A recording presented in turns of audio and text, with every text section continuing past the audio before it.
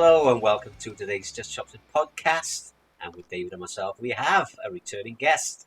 And this time it is Luke Short. And Luke is in a new band called As Lost as Alice. How are you, Hello. Luke? Very good. How are you both? Yeah, we're Cool. we're surviving. You know how it goes. Yeah. But, It's been nearly a year since I last spoke to you guys. Can you believe that? I was thinking that today. I was thinking, bloody hell, it was last. Because if you remember, I was in the hotel in Coventry. Yeah. That was last July. Yeah. Well, you're actually Crazy. only our third returning guest Oh. out of Who are the other two? 100 plus shows that we've released. Yeah. We had Gary. Killers. We've had Wayne. Well, Gary, it was Wayne, Rebels wasn't it? Got the wrong brother. Yeah, it was Wayne. Wayne came on, didn't he? for the album launch. Yeah, and then Autumn Killers came on as well. Yeah. Cool. Both good bands, man. Yeah. Brilliant. Thanks for having me. South Wales, keep it in family. It's the only way to do it, isn't it? Yeah, I did chuck on our podcast from last year on a bit earlier, and I was fast forwarding it through to the ghost stories. And I was thinking, man. Yeah. Oh yeah, because I was going to say about that actually. Because I was listening to your song earlier, your single that you're going to be releasing, and there was something about being haunted in the chorus line. Yeah, that's right. Yeah, well, it's funny actually because this song, Eleanor, was written before I spoke to you last. Okay. So really, it's yeah. It was written. You know, the bones of it, like the demo of it, was done. I don't know, maybe April, May, 2020. You know, during the first long ass lockdown. But yeah. So it was. There's a story behind it, but it's not so much to do with what we were talking about. That was just mental. Yeah, scary stuff. I remember coming off the podcast, like straight to the missus, and all the hair was still stuck up on the back of my neck. I was like, "Oh my god, you never guess what?" Well, it's funny you should say that. Actually, we went down to Station 18 Festival on the weekend, and that was fantastic. But we ended up one of the nights we were walking around getting some food quite late, and it was one of those, you want to hear a ghost story? I'll tell you one about me and Yuki and all this. And I never got around to telling it again. And at the end of the night, I was like, thank God, I'm sick of telling that story now. It must change, There must be some details that I must tell differently sometimes, but it definitely happened. No word of a lie. Yeah, that's it. So if anybody wants to know, they just got to watch the other podcast. Yeah, definitely. Exactly. Go and watch the Just Chopsing from last July or whenever it was. Yeah. yeah. With Ravenbreed. You were in Ravenbreed then? I was. Yeah. What happened with that? Because I thought you were all singing and dancing there, to be honest. Did you just sign to a label, I think? Yeah, so we lost Ollie as our drummer, and then we got a new drummer, Aggie. And I think that was just before we last spoke. I think we discussed that. And then we went on board with Alpha Band Management with Chris and Dave. Dave O'Hara and Chris Stones, who we are back on board with now with this new project. And we kind of subsequently went on with WDFD. We've not done that this time, just because we've not got material out or anything like that, and just the way I kind of want to. We want to kind of manage it this time. But honestly, guys, right? If there was something to tell you by now, I'm pretty honest. You should know, but there was nothing really happened. It was literally the old cliche of we want to do different things. And probably more my fault than anything, if I'm being quite honest, and not in a bad way, but in the way that I work very, very quick, and I work very efficiently, and I work a lot more paceful than a lot of people, just in general, for better or worse. And I was getting quite frustrated with the pace that we were doing things at, if I'm being honest. And so literally all that happened is I messaged the guys and said, I'm not sure anymore. And I kind of got them, okay, we get it. And there was no arguments. There was no bad mouthing. I actually saw Ross, the bass player in Ravenbreed, last week at the William Duval concert in Birmingham. We said hello to each other. Not much of a conversation. We just said hello, how's things? And that was it, really. Honestly, that's the whole story. Nothing to hide whatsoever. Yeah, no, I just just wondered what happened really, because it was like, you were just about, or it looked from the outside, you were just about to make some big steps, and then sold out the Patriot, didn't you? Yeah, we had a really good date in the Patriot when we released Among Ghosts as a single. We did a headline there with who did we play with? It was 501s, Foreign Temples, and I'm sure there was somebody else. I feel terrible for forgetting now. I'm sure it will come to me. But yeah, that was a really good gig, and yeah, things were great. Funny enough, talking about Wayne Scarlet Rebels, I not long after I was talking with Chris Jones, and he said, I'm really surprised, kind of like you guys said, I'd opened my kind of social media, so you guys were everywhere, It was really ramping up. But I'm not, well, I don't know whether the word unfortunately is the right one to use, but as it starts ramping up, it becomes harder work, there's no illusion there, and where I was kind of pull, like the horse ready to go, I just didn't feel that from others in certain aspects of it. But this is why with the new project now, we've gone straight ahead without even a release. Chris and Dave have kind of been mentors to me through the Ravenbreed stuff. And then when I left them in November, they were kind of like, keep in touch and let us know what you're doing, because they knew I had music and I had songs ready to go. I just need to find the right people. And there were quite a few people I got through, there were people that I spoke to and didn't quite click with them. Some people were quite flaky. Yeah, I want to join a band, but they don't realize what it really entails and the commitment. And then I finally, got these three other guys with me, and we're all on the same page, and we've written quite a few things. We've got plans together, and we get on really, really well. I mean, we fight just as much as any other band, but only because of it's good fighting. It's what's best for the song, what's best for everybody else. I was going to say creative fighting, really. Correct. Yeah. There's no no, that's crap. Play it this way. Okay, cool. That works. No, that doesn't. Crack on. So, but yeah, that's really it now. So just moving forward, and it happened a lot faster than I thought it would. It was about now that I was going to start putting something together, but it just, you just got to keep going while the momentum's there. That's it. So did you know the guys beforehand, or how did the band get together then? I did it on the quiet, to be honest. I could have easily, put something up on Facebook, hey guys, I'm putting a band together. Anybody know anybody? But I kind of wanted to do it on the down low, so to speak. So I put an ad out somewhere. And it was an ad where you could put an ad on, but also contact people. And I contacted a few people that, with their kind of profile, a bit like dating app for bands, I guess. Musician. It was like, I played in this band before, but I messaged Morgan. How do I bullet point this? So long story short, the singer Aaron Roberts from I Am Gravity, who's also now in a band called Law, fantastic band. If you've not heard them, check them out. Aaron had put me the way of a guy called Richard Miller, who lives near me in Abergavenny. And because he had a band, they were looking for a singer. And I said, look, I don't really want to join a band. I've got a name for a band that I've had in my head for a long time. I've got songs. I don't want to join someone's band again. I want to start something with people from scratch. And anyway, this band that he was in fell apart and over Christmas, so he got involved. Morgan, our guitar player, so Richard's bass, Morgan then got involved, and I had another drummer. This other drummer was a bit flaky, so I kind of just asked him bluntly, you up for this or not? And he kind of said no. So I was like, okay. Mm-hmm. And then Morgan happened to know Luke Hill, who's our drummer, who did a stint with Hell's Bells in the past.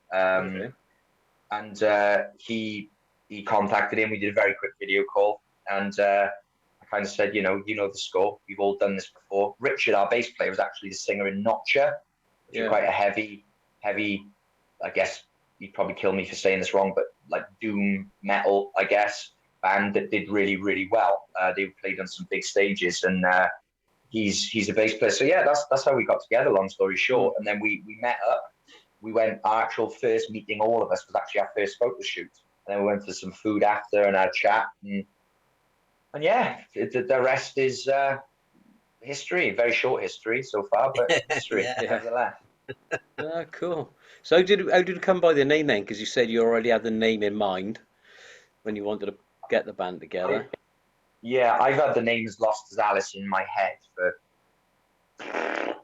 I wouldn't like to think, 10 years, maybe, easy.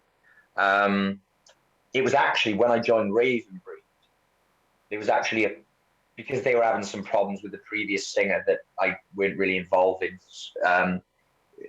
It was floated that we would change the name, make an announcement, Ravenbreed change their name because of X, Y, and Z.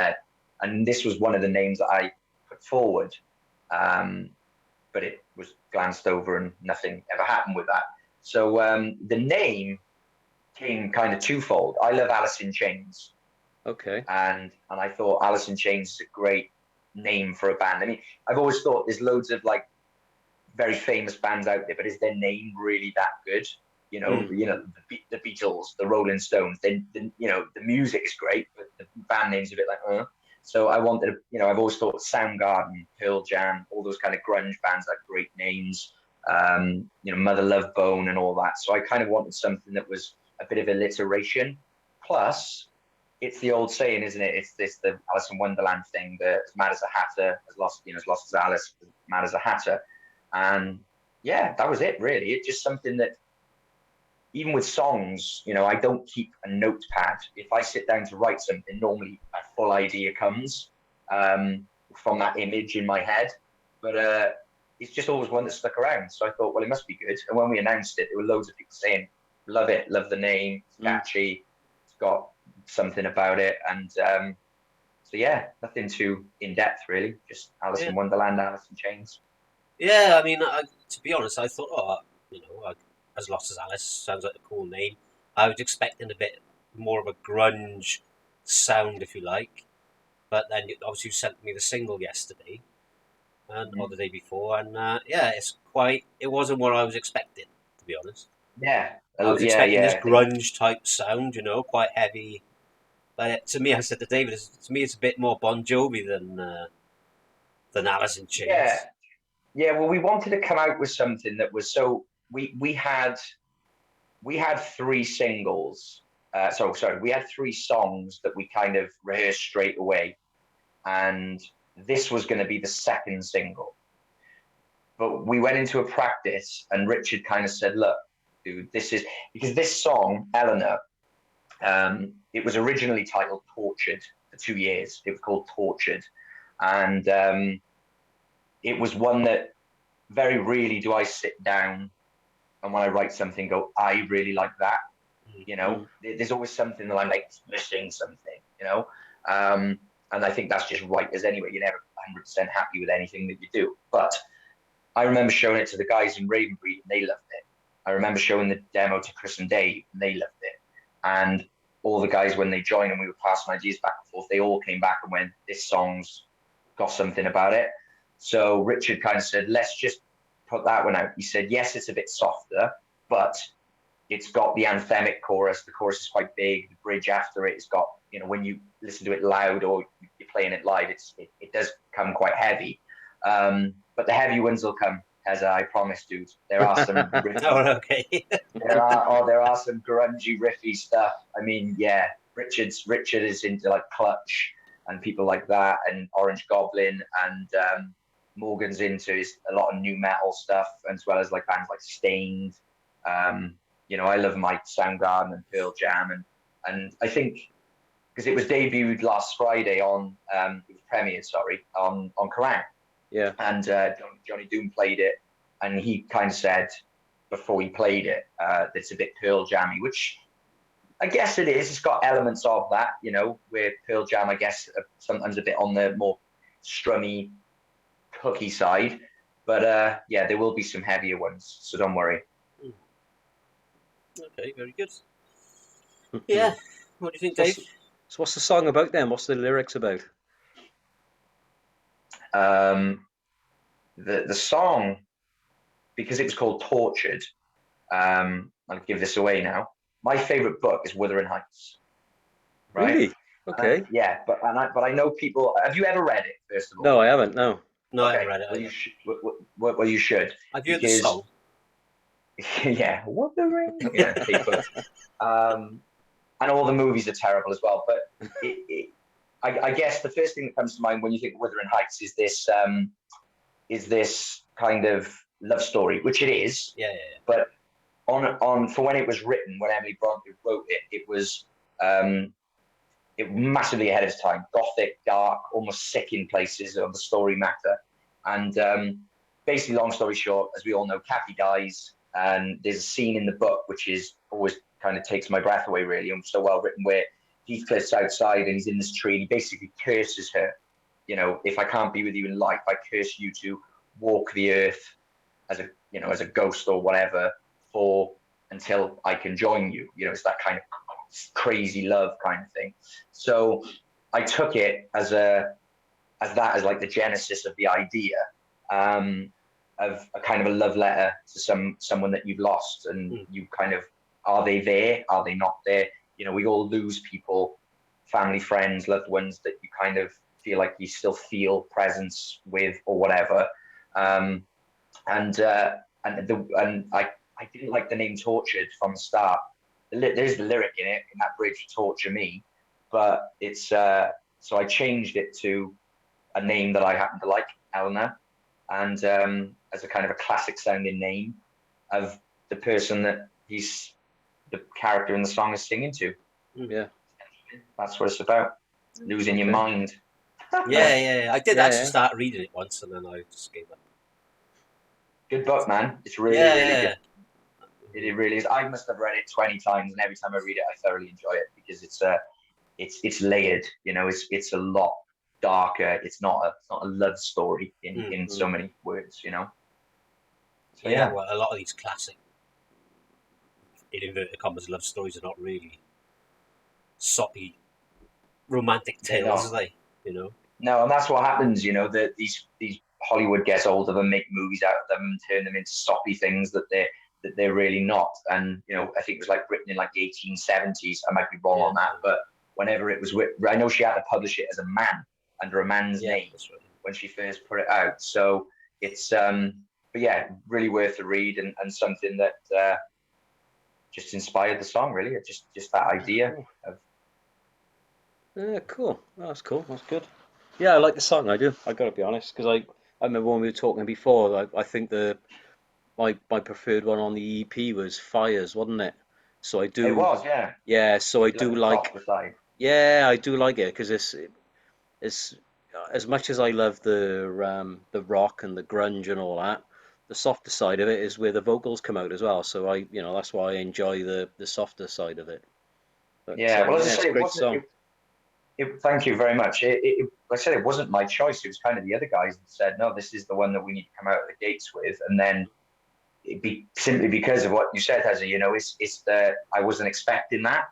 And I don't think a few people were expecting it. One's, our managers that have heard it, and that's kind of what I wanted, not to put anybody down, but there are plenty of bands out there that write good riffs and write, those kinds of songs. And I kind of, not in a conceited way, but want to go down a path of where it's intelligent writing, if we can. And I think, overall, this is probably, I know every band says it, their new album, their new song's the most best one, but I genuinely am really proud of this song. I think it's a good song. I think it'll appeal to different people, if they listen to the lyric and they understand it and kind of take it into the person that they've lost and understand the concept of where I was going lyrically. It's got a chorus. We're hoping it'll be a big sing-along live and go from there, really. Just hope people like it. Did you put it out as a radio edit then? Because it's like 5 minutes long, isn't it? No, it's not a radio edit. That's just the song. Oh, okay. We've not edited it at all. It's a bugbear for me because there's nothing. I know there's time constraints, but I get so annoyed in the car when a song comes on, and it's they do it like, for instance, with I can't remember either way, 5-6 minute song. They start playing it and they cut the whole second verse, or they cut the guitar solo. I'm like, if you haven't got the time, don't play it. You know, you don't look at a painting, do you? You don't look at the Mona Lisa and go, oh, we haven't got room for it in this gallery. You're going to cut it in half. Do you know what I mean?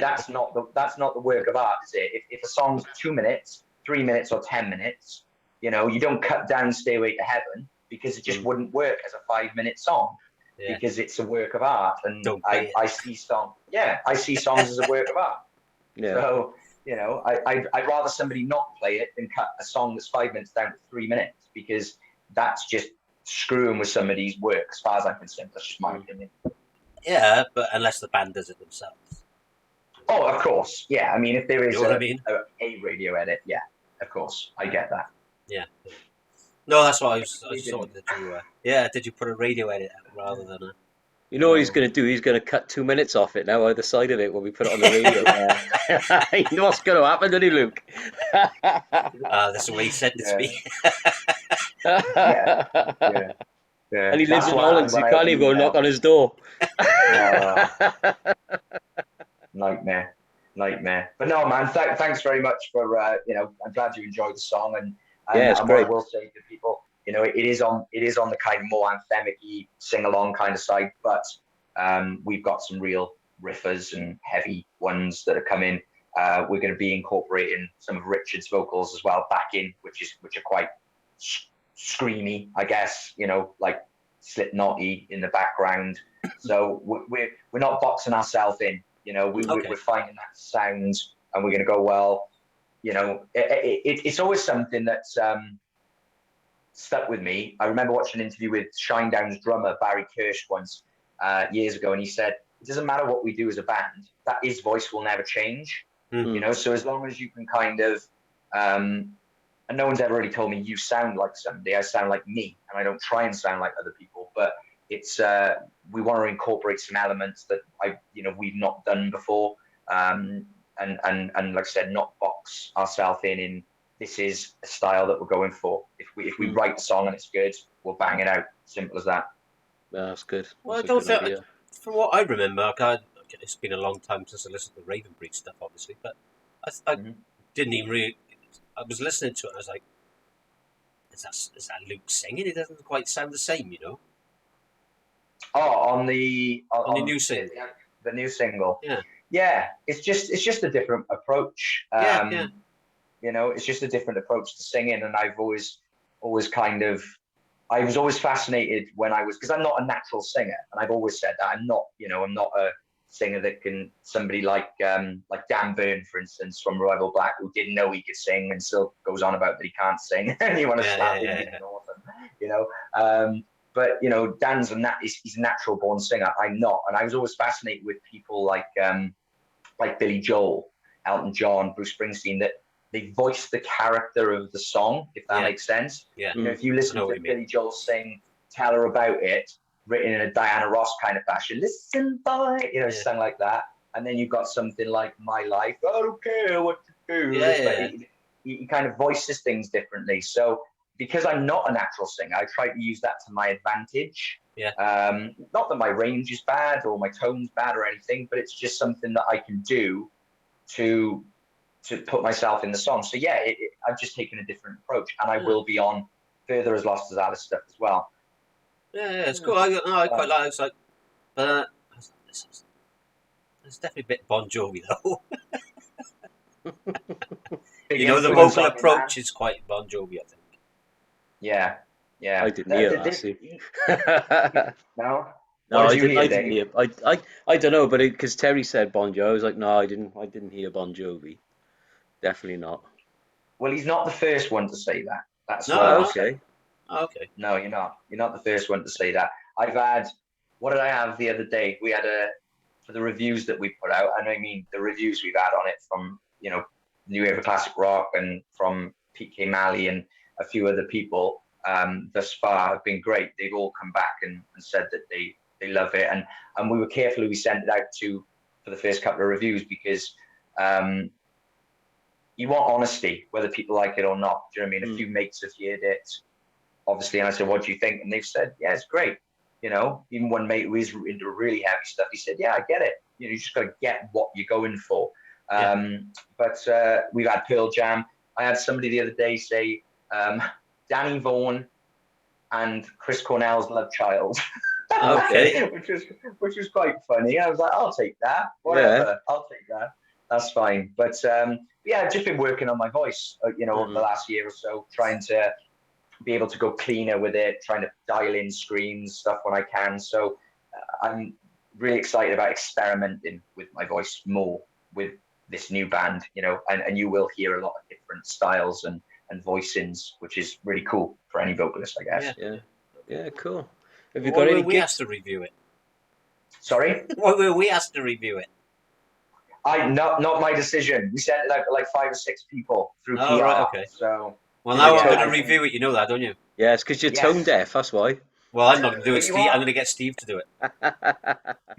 But you are the first interview I've done. So really cool. You really are the first interview I've done. So it's I want to jump on with you guys. But yeah, it's it's like things are taken out of your hands. Which sometimes you're really, really, really thankful for, because it's on paper. I was saying this on the weekend. On paper, I don't know why we do this sometimes. If we didn't love the music and the friendships and the fans and the people in the scene, and being on this side of the barrier down at Station 18 in Swansea was amazing.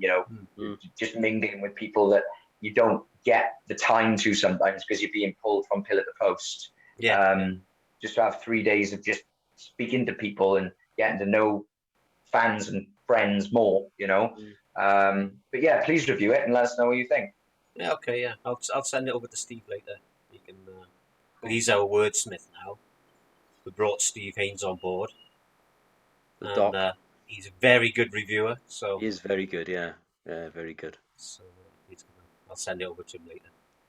That'd be brilliant. Yeah, just let us know when you guys are getting it out, and we'll make sure we get it all, get a little post together ourselves and all that kind of stuff. So, but it's gone really, really well. I mean, for a band that's not released anything yet, Saturday morning, even late Friday night, I was getting messages from people from school that I've not spoken to for 10 years.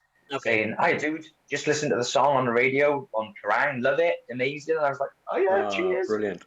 So it's kind of blowing my mind that I know social media isn't the be all and end all, but it's, I guess, a necessary evil and a place to get your voice heard these days, and we've been getting a lot of support on it thus far. So I'm proud of the song, but at the same time, I was saying this to our manager Chris Stones the other day, I'm quite anxious about it being out in the world because it's a little different, Yeah. Plus, like you said, you've had the song a long time, so it's probably a lot more personal to you as well.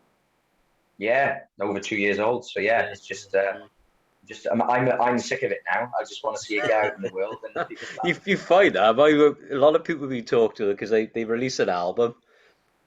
And then they're touring it, and they're ready to release their new stuff, and they want people to hear their new stuff because the album's 3 years old. Like, yeah, I know it's brand new to you, but we've been doing it for 3 years. So yeah, I get that. Yeah. And I mean, and it's a very, sometimes Chris and Dave kind of have to talk me down from frustration because it is a slow industry. We look at it and we go, oh my God, this band's got a new album coming out. This band's got a new coming out. And we actually think about that was 3-4 years ago they released an album. Yeah. It was 6 months ago they did a single, so it seems like it goes fast. But for us guys, as you say, we're on the other side. We're writing the songs, and we've heard that song from conception to master and going out. We've probably heard it 1 million times through it. Yeah. And again, what I love then is playing it live, and that's what I'm really missing now. Is getting out and playing live, which will be soon. Yeah, I was going to ask you when's that going to happen. So it's not been announced yet, but we are in talks with the Patriot, with Ange at the Patriot that everyone knows, doing a launch show there in October. Oh, cool. So we will headline. It's a bold move, but at the same time, these other guys that are in the band, people know their previous material as well from their scenes that they were in. I mean, Morgan's in there's a band called Haunted by Wolves. I don't know if you guys know them. Haunted by Wolves, the singer of them, who's also called Luke, was my guitar player Morgan's singer in his previous band, Wreckage of Society. and their album's really good. I actually listened to that in the car because it's a really good album, and so we're hoping that we'll be able to pull people into that show. And the other one has not been announced yet, but because it's not us independently, you'll hear about it very, very soon. But it's quite a big show. Good. Okay, cool. Oh, good. Yeah, because it's it'd be good to try and get on some festivals, isn't it? It's probably a bit late in the day now this year, I guess. Yeah, this year's but finished. you probably missed the. We're not ready anyway, man. We're not ready. I mean, there was 2 avenues we could go down, and we discussed it at length. It was either do nothing, launch nothing, and wait months and months and months and months to get the right songs, the kind of organic growth of the band. And however, me being me, kind of said, no, we're going to do it the other way. We're going to do a release plan, So our plan is to do 3 singles this year and not bother with an EP and just go straight into an album next year. Do a 10-track album. So you'll get 3 singles this year, Eleanor being the first, and then you'll get, well, hopefully 3 anyway, 2 minimum.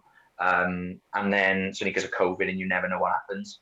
And then next year it'll be 2 singles, which will be incorporated as part of an album. So I wanted to do that whilst parallel to that, writing the songs, releasing the songs, and getting gig ready. So that's why it's taking a little bit longer to get out live. And as you said, we'll miss the festivals this year, but I'd rather that anyway, as long as people are hearing what we're doing, and we can get those singles out this year to just show what we can do. And they will be very varied singles. As I said, the next one's going to be quite a bit heavier. Then hopefully next year we'll be in a position where we can say, well, look, this is the body of work we've got so far. An album's just dropped April, May next year, hopefully, ready for festivals. So, and I'm very, very lucky. I mean, I'm the guys that are in this scene that promote, people like Alan Lewis at Big Day and people like Mark Christiansen, Gary Spiller and all those people at Midnight Tornado and various other people. They're all mega supportive of me. And all of them kind of said, dude, whenever you're ready to gig, just let us know. And we've already been booked for a few things next year based on the strength of past work and this single. So that's good. That is good, mate. Yeah. No, I think that's the right way to go, really, because you're giving everybody something to listen to, and like you said, you're growing your fan base while you're writing your new material. So I think that's definitely the way to go. I hope so. No, I think it is. But then I do like some live shows as well, so I'll definitely be coming up in October. Oh, that'd be great, man. Yeah, that'd be amazing. Definitely. Yeah. I mean, once we've got all the details ready, I think we're busy, and I always kick myself in the ass when I'm kind of having a frustrating day of something's not kind of going as fast. These people that run these venues, up and down the country, they got such a stressful job dealing with us bands. Seriously, it's I take my hat off to them because I couldn't do it. People who run booking bands and people cancelling, especially now with late cancellations by bands through no fault of their own, just through whatever reason. They've got a hard job. So once we pin down everything with people, then we'll be putting the announcements out, and can't come quick enough, man. We just want to be ready. We've got the songs. We've probably got 7 or 8 good songs now that are kind of just evolving the more we play them. And there's maybe 1 or 2 that we've got rid of that were not strong enough, but we've just given ourselves that time. We don't even know what the second single is going to be yet. That's honest. We until we come close to the studio, we're not going to pick one. We're just going to do with whatever feels right, as we did with Eleanor. So that's the right way to do it. Where are you recording them? Are you? Is it a local studio that you're using? So Tez is laughing. I think he's ready to go. I was going to say something then, but go on. What are you going to say? And I'll answer both. I was going to say I'd like to give a shout out quickly to Ange, because you just mentioned venues.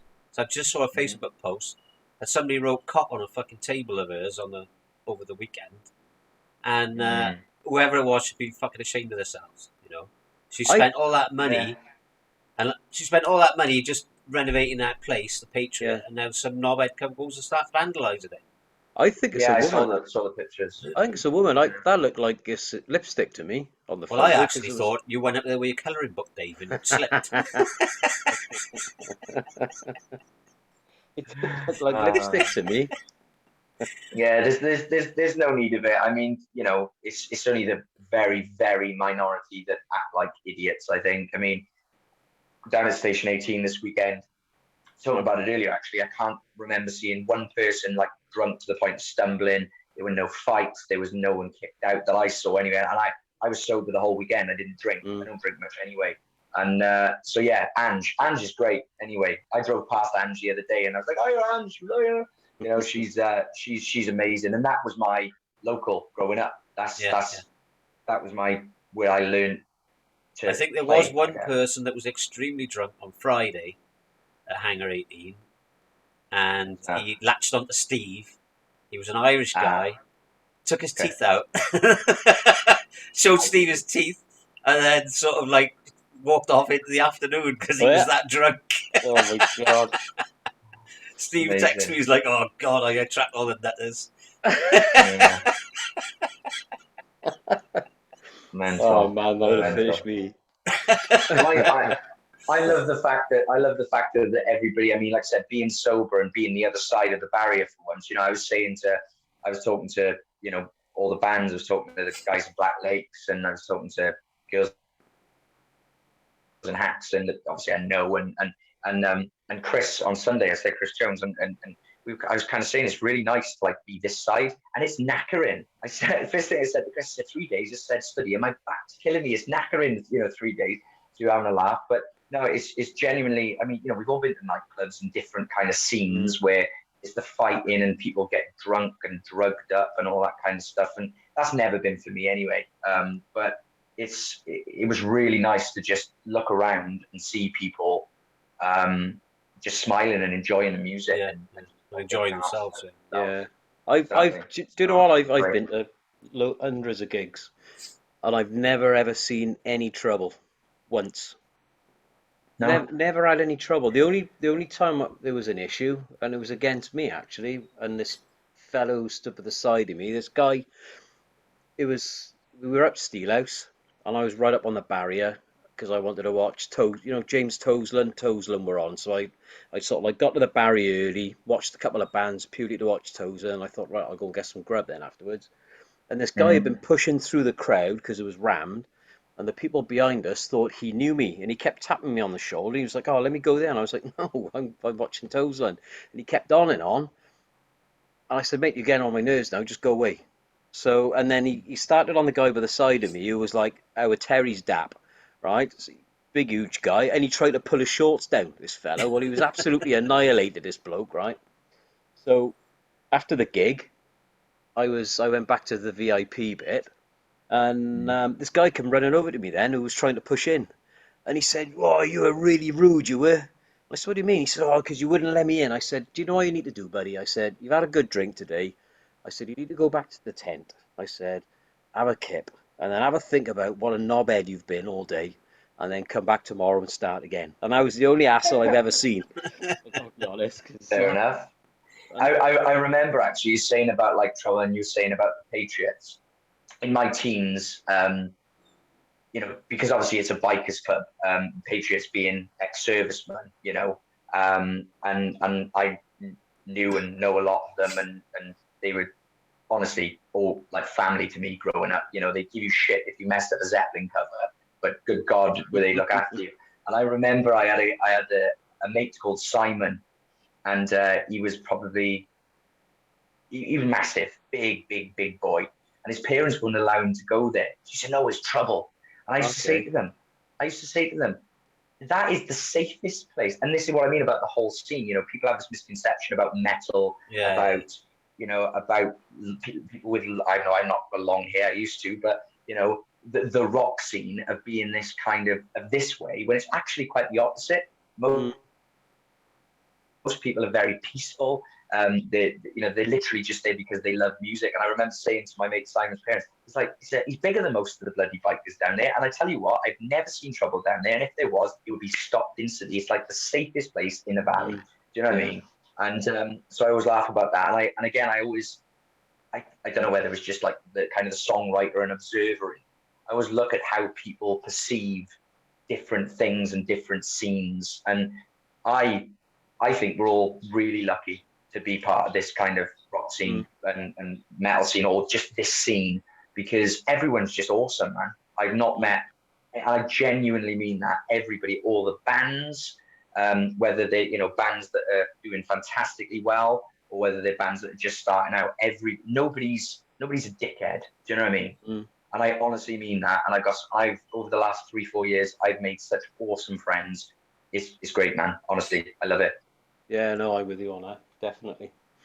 I'm a dickhead, but there you go.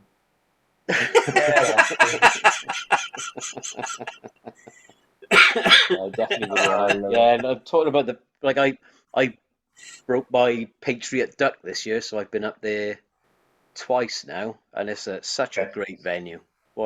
Unfortunately, I couldn't compare it to how it was, because obviously I've been up there now. Ange has changed it and done it up. Oh, loads better, man. Loads yes, better. But it's loads a basically wicked she's venue. Opened it all up. Yeah, she's opened it all up. So there used to be 2 bars. So you'd have like a lounge area when you walked into the right, and then where the sound desk is now, even with his steps, that was a wall. So it was, the actual live room was quite a bit smaller.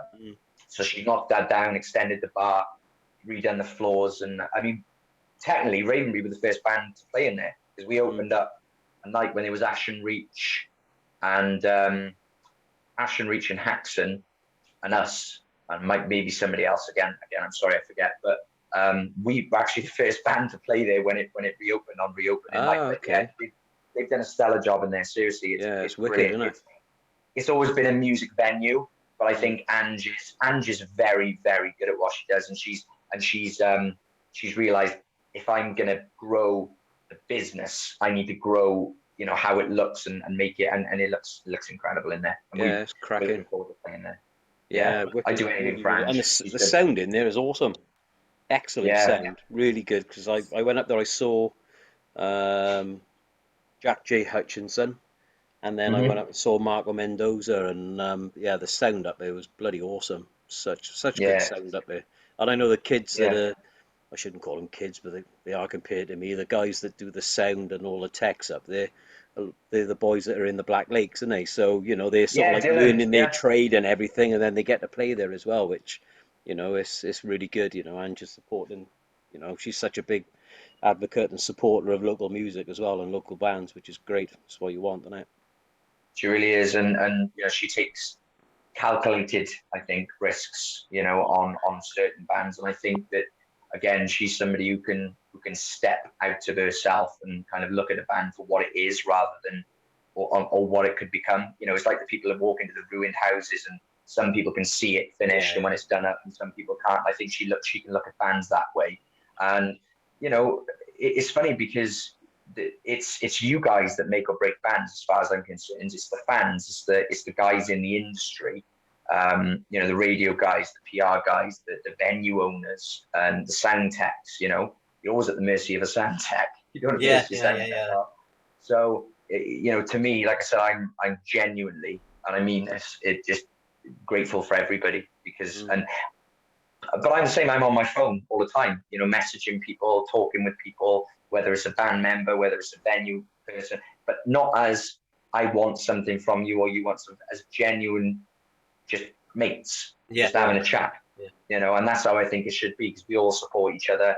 It's that circle. The venues support us, we support the venues, we support you for your shows, you support us by getting our music out there. Yeah. Without one, it all just falls apart. So I think we're all really lucky.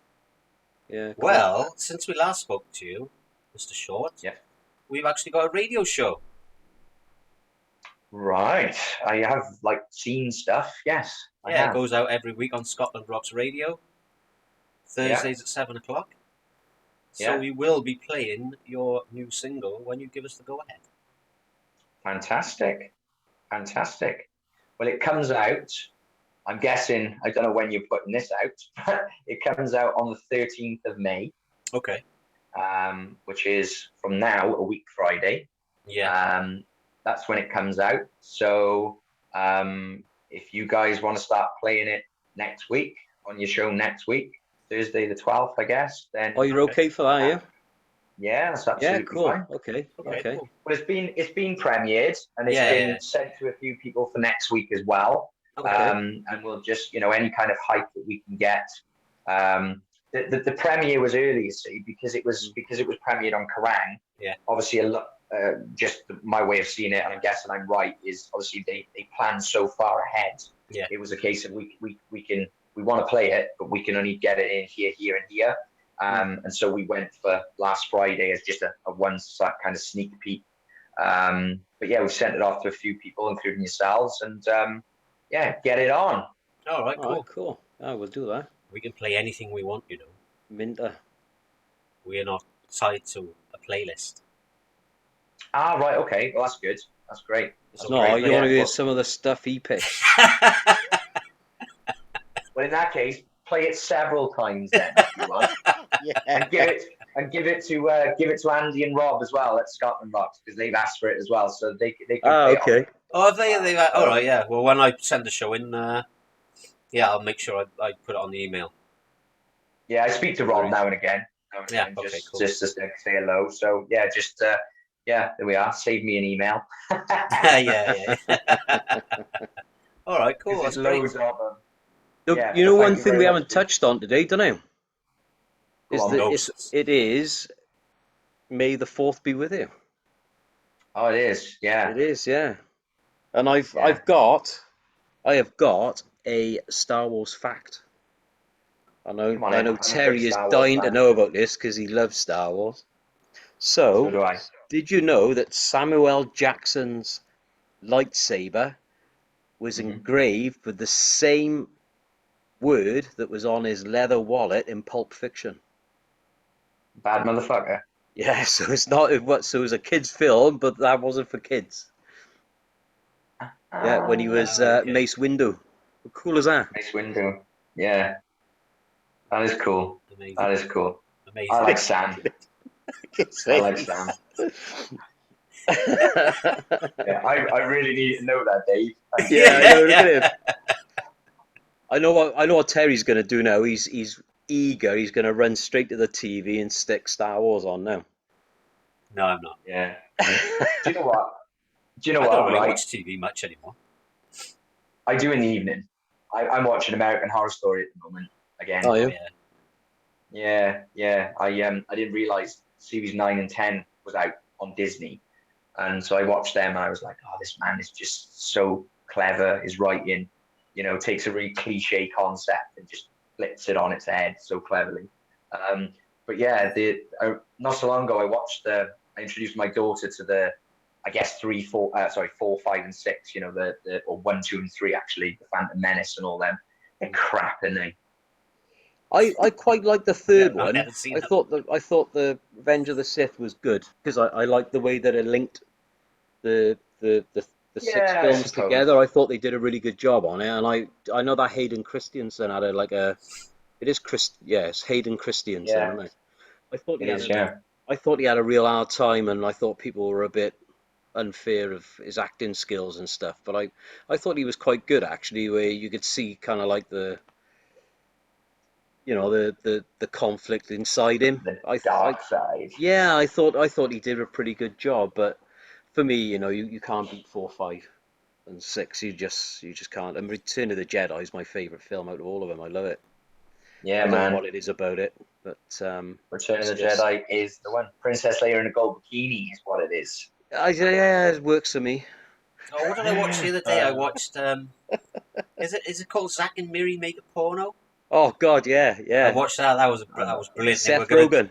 Yeah, they were going to do like a Star Wars porno based thing. And that was, oh man, it was funny. Seth Rogen, I know. Pissing myself. Yeah, he is awesome. He is.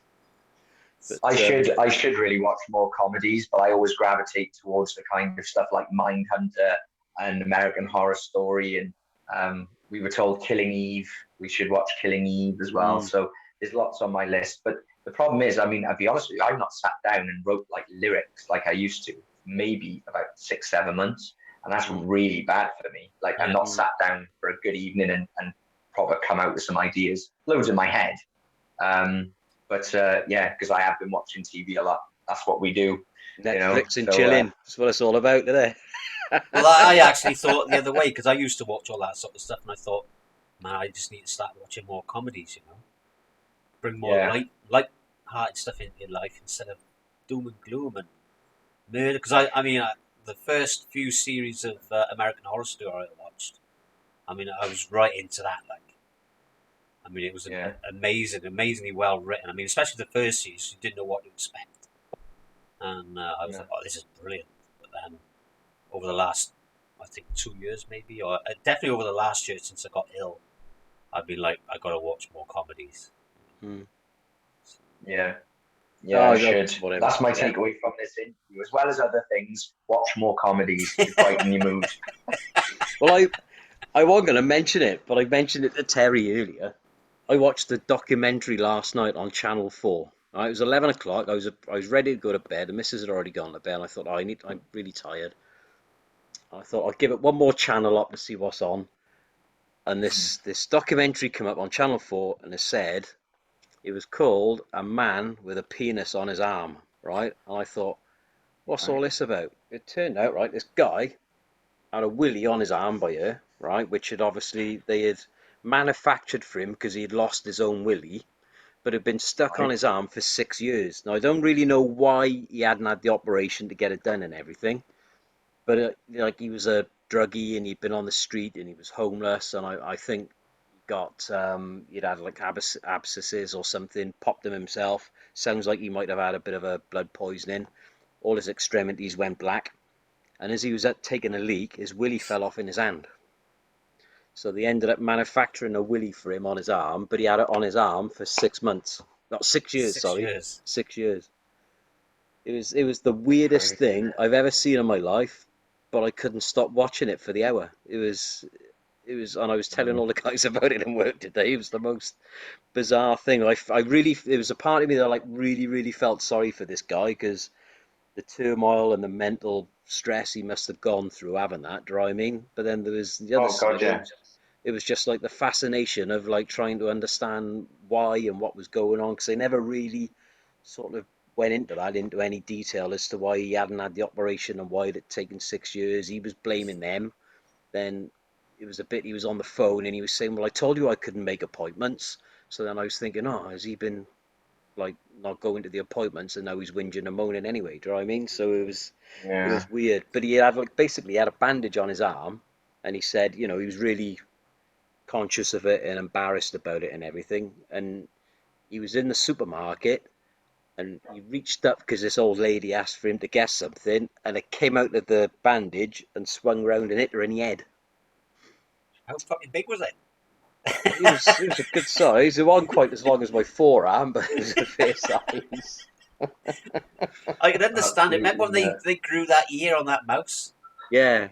I could understand it if they had a willy grown on a mouse and then they took him 6 years to catch it. Yeah. my buddy said, he said, why didn't they just grow it on his leg? And then it'd be tucked away pretty close to where it needs to be. I was like, I don't know. Yeah. He grown on his forehead. He did that, because he stuck his arm up like that. It was dripping down from there. He had a bit of sense of humour about it as well. But you'd have to if you're going to. You'd have to. Yeah, if you've got a grown on your arm. Definitely. Weirdest thing I ever seen in my life. Do you know the thing that you're saying about television and stuff? And I'll only say it quickly, but I haven't really said it until you started saying about things affected. Things don't affect me. I don't get scared. I like things that are quite deep, like films like Inception and stuff like that. You got to really think about. Gore doesn't bother me, and whatever. But we watched this again really late because I'm always behind on stuff. The disappearance of Madeleine McCann. Okay. Right? I don't know if you've seen that, right? But anyway, we all know about that, and it's been going on for God knows how long. But I tell you what, for a long time, I think they were let's say they were 10 episodes. I remember at the end of episode 9, just before, my wife said, do you want to go up to bed? So we put it on in bed, and she'd fallen asleep. And I couldn't turn it off. I had to watch till the end, and I felt, I know it doesn't really matter what I felt, but it was the only thing ever that I can ever remember when it ended. I just felt so what? Because obviously, she's still not found and all that kind of stuff. I felt so like affected by it, and I said I dreamt about it. I dreamt that I was like in the situation, and it was like nuts. It was absolute nuts, and things like that don't really affect me at all. But it was it was the like one television you said about documentaries and stuff that really made me go like this. I feel very unsatisfied because it's not ended. If that makes sense.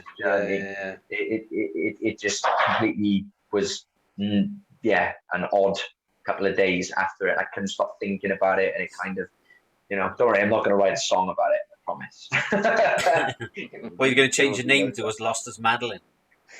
Yeah, well, But isn't it their anniversary this week?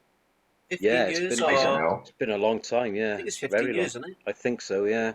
And I've just seen all the posts going mad, and everyone still hates them, to be honest. Yeah. Yeah. Yeah. It's a sad situation, but we'll never get to the bottom of it, I don't think. No, never. Too many ifs and buts and maybes. It's just too much. But either way, that's me bringing the mood down again. So I'll. Go bugger off. Yeah. I know. It's not as scary as the last one. I did have a nightmare the other week. I haven't had a nightmare for yonks, and I was same as you. I was in bed and I was watching the John Wayne Gacy tapes on Netflix, and I was the same. And I ended up, my missus woke me up, telling me to calm down and relax. And when I woke up, I was shaking and everything. I'd had a bit of a nightmare, and there was like some weird, freaky-looking guy with a big knife and all coming through a door at me.